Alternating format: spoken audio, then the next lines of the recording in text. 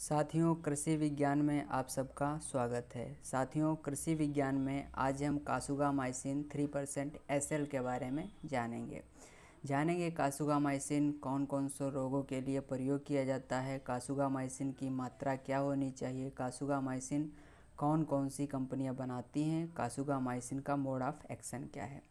शुरू करते हैं। सबसे पहले समझते हैं कि कौन कौन से डिजीज़ को कंट्रोल करता है, यानी कि कासुगामाइसिन का प्रयोग किन किन डिजीज़ को कंट्रोल करने के लिए हम कर सकते हैं।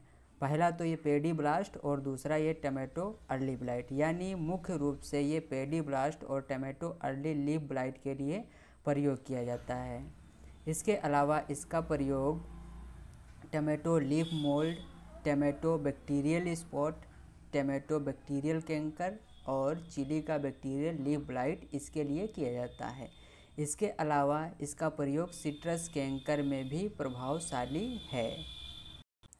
ये हुआ कासुगामाइसिन कौन कौन से डिजीज़ को कंट्रोल करता है। अब हम समझते हैं कासुगामाइसिन की डोज क्या होनी चाहिए।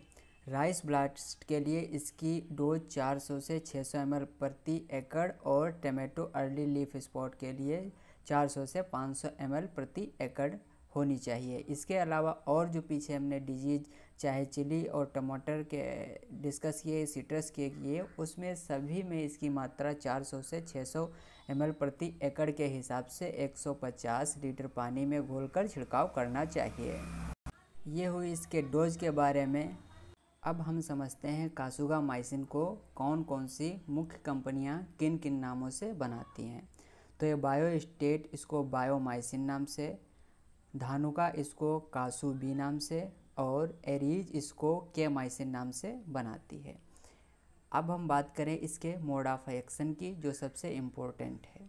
कासुगामाइसिन ये सिस्टेमिक एंटीबायोटिक और सिस्टेमिक फंजीसाइड है। इसका मतलब क्या हुआ कि जब भी हम इसका स्प्रे करेंगे कासुगामाइसिन पूरे प्लांट में फैल जाएगा और जहाँ भी बैक्टीरिया होगा उसको ख़त्म करेगा, उसके साथ साथ जहाँ पर फंगस होगा उसको भी ख़त्म करेगा। इसके अलावा ये क्यूरेटिव और प्रोटेक्टिव एक्शन के साथ एंटीबायोटिक और फंजीसाइड भी है। क्या मतलब हुआ, अगर बैक्टीरिया नहीं लगा है इसका प्रयोग कर दें तो बैक्टीरिया नहीं लगने पाएगा, अगर फंगस नहीं लगा है इसका प्रयोग कर दें तो फंगस नहीं लगने पाएगा, और अगर दोनों हैं तो दोनों नहीं लगने पाएंगे, और अगर लग गए हैं तो इसका स्प्रे कर दें तो ये पूरे पौधे में फैल जाएगा और फैलने के बाद डिजीज़ को, हमारे प्लांट को प्रोटेक्ट करेगा और डिजीज फैलने नहीं देगा। कासुगामाइसिन प्लांट में इंटर करता है और पूरे प्लांट में फैल जाता है, जैसा कि हमने सिस्टेमिक एंटीबायोटिक और सिस्टेमिक फंजीसाइड में बात की कि ये किस प्रकार से पूरे सिस्टम में फैलता है और किस प्रकार से ये फंजीसाइड और जो बैक्टीरिया हैं उनको ख़त्म करता है।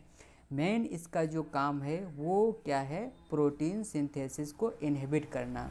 यानी जो कासुगामाइसिन है वो चाहे बैक्टीरिया हो या फंगस हो, उसके प्रोटीन सिंथेसिस को क्या करता है, रोक देता है, और जब प्रोटीन सिंथेसिस रुक जाएगी तो जो फंगस होगा या बैक्टीरिया होगा वो अपने आप डिस्ट्रॉय हो जाएगा और आगे रिप्रोडक्शन नहीं कर पाएगा, अपनी आगे संख्या नहीं बन पाएगा। इस प्रकार से कासुगामाइसिन 3% SL काम करता है। साथियों, उम्मीद है कृषि विज्ञान का ये वीडियो आपको पसंद आया होगा। अगर पसंद आया है तो कमेंट करके ज़रूर बताएं। हमें दीजिए इजाज़त। Thank you very much.